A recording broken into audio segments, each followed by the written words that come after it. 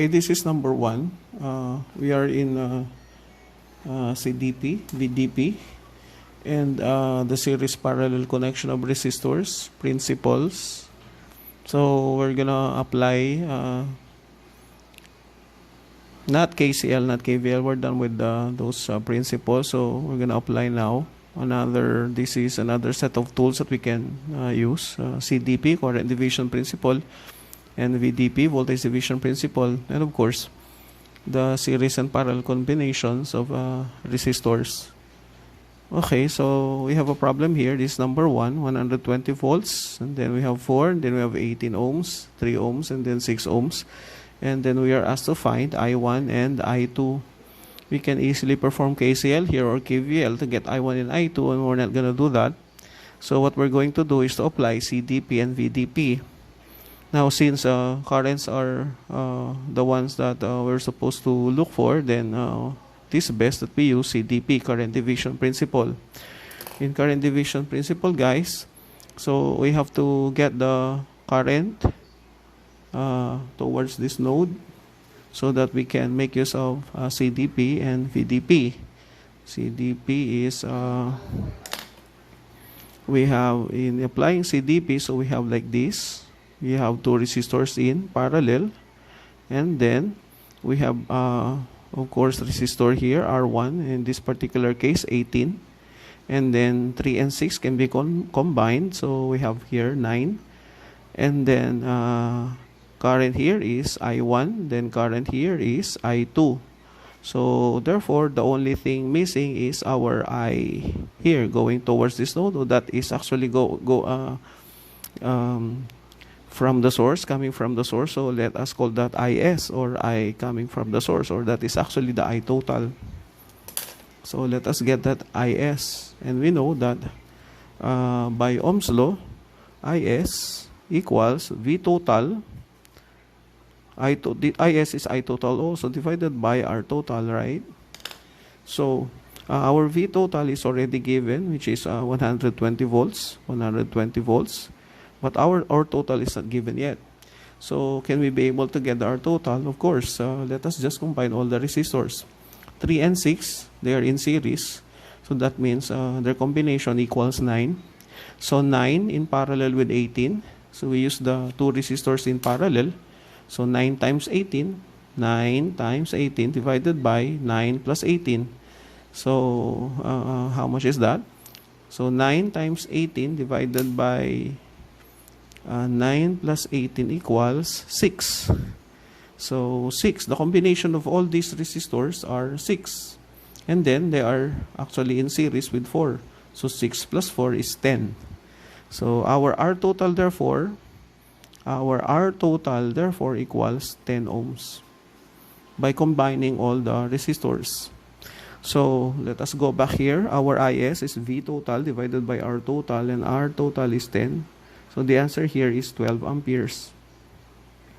Now, can we be able to get I1 and I2 already? Yes, using this. So what is I1? I1 is the current IS, which is going towards the node. IS is actually divided into 2 currents, right? I1 and I2, and that's what we're we're gonna look for. So I1 is IS, but IS equals 12, and if I1 is the one unknown, so its opposite should be on the numerator, 9, and this is 9 plus 18. Okay, so IS is 12. So 12 times 9 equals 27, is actually 4 amperes. And then for I2, so IS again, which is 12. Let us put 12 there. And then divided by the fraction in which the numerator should be. So if I2 is the one unknown, then its opposite is 18. So 18 should be on the numerator. And then denominator is the same, 9 plus 18. And 12 times 18 divided by 9 plus 18, which is 27, equals 8 amperes. Okay, so we already were able to to get the I1 and I2. Now, to get power absorbed equals power delivered, then we should get all the powers. So power delivered by 120 volts, delivered, why? Because it's the only source. So what is supposed to deliver power but a source, right? So its voltage is 120, its current is IS, and IS is 12, right? So 120 times 12 equals 1440. 1440 watts. Of course, it's delivering. And then power by the 4 ohm resistor dissipated is I squared R. What is IS? 12. So 12, that is IS squared times 4. And the answer is 12 squared, 36 times 4 is 576 watts. So this is absorbed. And then power dissipated by the 18 ohm resistor equals, what is its current? I1. What is I1? 4. So 4 squared times 18. So 36 times 18 equals 288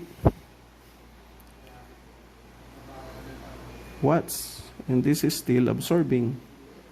And then the last is power through these resistors. 3 and 6 is power dissipated by 9 ohms. So the current flowing through them is I2, which is 8. So 8 squared times 9. 8 is 64 times 9 is 576 watts. This is still absorbing. Now we check if power absorbed equals power delivered. Now since delivered is 1440, the only one delivering is our current source. So let us compute for the total power absorbed by the resistors. 576 plus 288 plus 576. The answer is also 1440. 1440. So it satisfies our power check. Therefore, all of our answers are correct.